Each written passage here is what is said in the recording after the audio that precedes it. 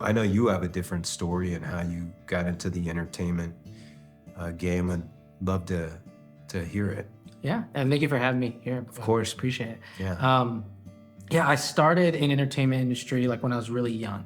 Nothing big, but I just loved, telling stories and dancing and singing. So I would take classes to learn how to do that. And then by the time I was a senior in high school, I tried out for the school play and got it. I was Private Santiago in A Few Good Men. Nice. And it was just a blast. Yeah. And I remember my scene, they were dragging me across the stage. I'm like, I don't have any lines, but I'm giving this all I got. So I shook, and the guy dropped me on my head. Oh, geez. And I could just hear the audience gasp. We're like, oh, is he okay? Yeah.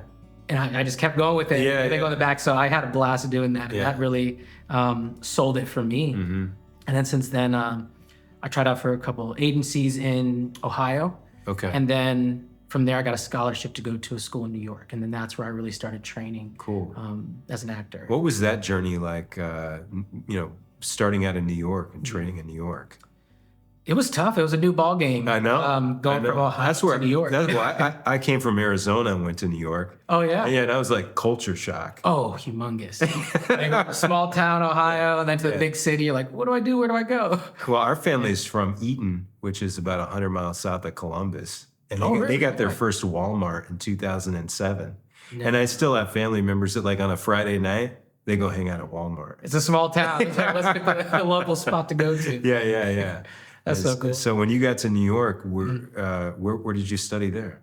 I went to New York Conservatory for Dramatic Arts. Okay, got it. Yeah, I went there for accelerated course 2-year program. And then after that, I started learning under Anthony Abeson.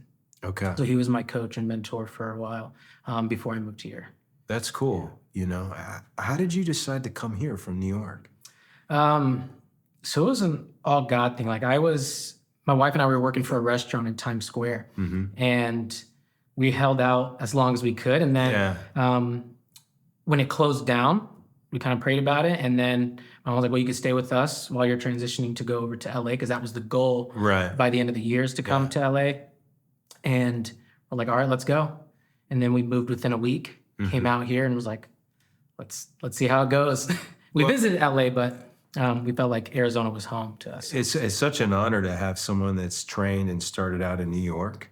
You know what I mean? Like that really makes me feel good. And I know it makes Mom feel good, because there's something different about starting out your journey in a major market and studying and grinding. Yeah. Right? And when you live that grind, you appreciate it. There's a different type of hunger for it.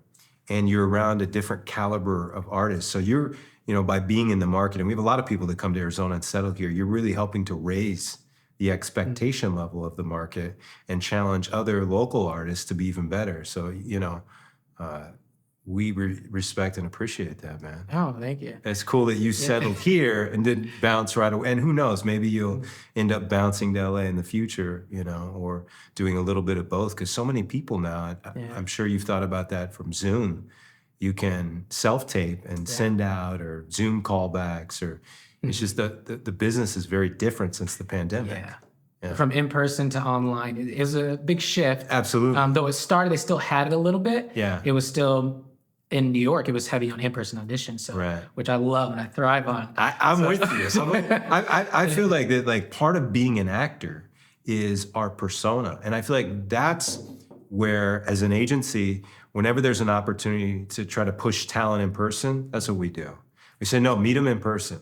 Because if they meet you in person, just the way you walk into the room, you can own the room. And that doesn't always come through a self-tape. Right.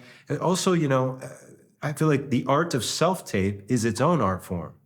Like, I wonder, would we have had a Robert De Niro or Jack Nicholson or Robert Duvall, or you think of all the greats, Al Pacino, if they had to self-tape? Can you imagine Al Pacino self-taping his audition for The Godfather? No. I don't think that would have gone down very well, And a lot of artists that are true actors, they wouldn't be great at self-taping because they're in that moment, and that's a challenge in itself. Yeah, I learned that with self-tapes, I had to get it down to less takes. So I would study hard beforehand, and then once I have all the lines good and ready to go, like in my heart, like ready to let it out, I can only do like 5 takes now. Before I would do so many, I would do like 15 to 20. And I'm like, I have nothing to do. My 2 cents, I'd even cut it down to less than that.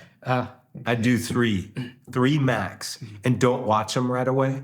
Do the 3, like do 1, take a break, get a drink, go to the bathroom, walk around the block, do a second. Yeah. You know, sometimes you know, go with the feeling, do the 3rd, and then walk away for an hour, and then come back and watch and go, that one. You know, and sometimes Let it people, breathe. sometimes people send me their self-tape links and go, which one do you think?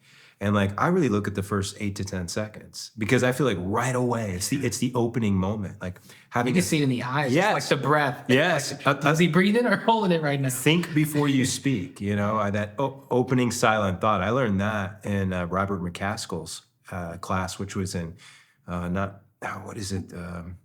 by NYU. There's a little square. What is it? Is it Washington? I can't remember. Washington Square? Yeah. There's Washington, there's Union. Yeah, I'm not sure. one of those pockets his theater was, and he always said, have an OST, an opening silent thought, before you speak. You know, and I think especially with the self-tape, so important. Absolutely. Yeah. One of my teachers, Anthony Abeson, he taught me about fleshing it out. Like, okay, what's happening in the scene? So if in the scene you were embarrassed, you're like telling the person, oh no, like you embarrassed me over here. Flesh out that entire scene beforehand and then walk into it. Yeah. And that helps you, like you're already in the feeling of like what just happened. Right. And then you start the camera and you're already feeling those emotions going into it. And that helps change the game. It's almost like improvising into the scene. Right. Absolutely. You know, that's the kind of craftsmanship though you gain from New York. And that's why I tell you, like, it's an honor, and it's great to have talent on the roster that have come from that, because it's, you know, people sometimes in a commercial market, and there's more commercial opportunities, they think, oh, this is simple. I put some smile into it, you know, and I laugh and I go, no, a lot more than smile. Yeah. You're still a person on screen. There's a life going on here. Yeah, there's a life going on here. There's been some work you've been doing lately. Want to share about? Yeah, one was like a national park recently. Yeah. And it was like doing photo shoots as well. And that was so cool. Just being on set, they had these LED screens on the floor and behind you. Yeah. To make you feel like you're in that atmosphere. Immersive. In that environment. And that was just awesome. So I had fun with that. Yeah. Just moving around. Oh, what's that over there? See, as a purist actor, I'm surprised you weren't like, wait a second, where's a real tree? You know? Let me see. Yeah. How do I work with this? Yeah. That was a blast. It was really cool to meet the people on set too. One of my favorite things to do on set is just meeting the people. Yeah. Like, I'm not just talking to actors. I'm talking to the DP. I'm talking to, of course, the director, and just creative conversation and like, hey, what do you think about this if I did this? I think just getting comfortable is something like just have fun there. And that's what's been cool to do recently. There was another one I did that was for an app where you can send money across countries. And there was a moment where around the table, which just brings me back to like when I was around the table with my family, and I didn't know the birthday song that they were singing. So they tried to teach me right then and there in the moment, because the director was like, you know what, let's do a birthday song here. And it was all in Spanish. So I was like, let's go for it. Teach me as much as you can. And let's a mix. So learning new things like that on set was really cool. And then to ask the other people like, hey, you know, how did you get involved in this? And what does it look like to be in this kind of family? Because it was set in Mexico. And then learning more about history. Through it. Yeah, there's a whole mix of, we've really become what they historically said, a melting pot. Yeah. And I think the melting pot is increasing. You know, there's so much diversity in so many areas, and I'm glad more and more of those opportunities are opening up. Absolutely. And it's like, because you can't really pinpoint anyone anymore. You don't know. Yeah. You don't know, and it's a beautiful thing, man. Yeah. So do you think you're gonna stay in Arizona? Oh, absolutely. Yeah, this is what Did you fall in love with the state? Oh, the state, everything, the people, the environments. Yeah. To go back to New York, I would visit for sure, unless, you know, booked a role that brought me out there. I still have my manager who sent me for work out there. Yeah. But to live and just enjoy, Arizona's the place to be for sure. Yeah. Well, that we love it. Obviously, I'm second generation, and it's so special for us to see how in the last couple of years, our agency and the market keeps growing, and there's more and more opportunities, and there's more and more people coming here to film and commercials and films, and people realizing like how beautiful Arizona is. And in some ways, I don't like it because I don't like the traffic.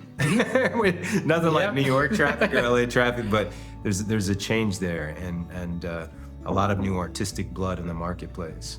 And as an agency, I always say our number one is to serve the talent. And I want to thank you, man. Oh, thank you. Appreciate it. Absolutely.